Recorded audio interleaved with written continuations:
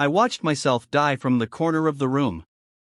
This happened last year, but it still messes with my head.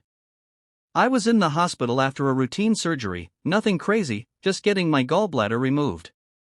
Everything was supposed to be smooth.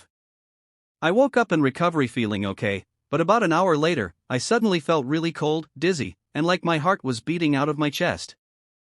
I told the nurse something felt wrong, and that's the last thing I remember from inside my body. What I remember next was watching the whole thing happen like I was standing in the corner of the room. I could see myself lying on the bed, pale as hell, a bunch of nurses rushing in, alarms going off. One of them was doing chest compressions. Another was calling for a crash cart. I remember thinking, holy shit, I'm dying. But I didn't feel panic. I felt weirdly calm. Detached. Like it wasn't really me down there, just a shell. I could hear them shouting numbers, shouting my name, and even yelling something like we're losing him.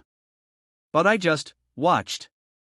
I even looked down at my arms and realized I didn't have arms, not physical ones. I was just this floating awareness, kind of like being in a dream, except more vivid than anything I've ever experienced. And then it got even weirder. I felt this pull, not like someone was grabbing me, but more like gravity started working in a different direction. Like I was about to be sucked upward, somewhere. I don't know where.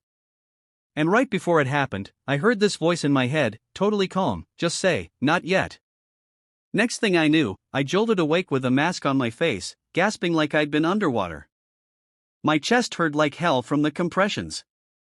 Turns out I fainted for almost 2 minutes. Heart completely stopped. But somehow, I came back. I didn't tell anyone what I saw, not at first. But I'll say this, I was more alive during those 2 minutes than I've ever felt in my whole life. And whatever I was, wherever I was floating, it wasn't nothing. It wasn't a dream. I know what I saw.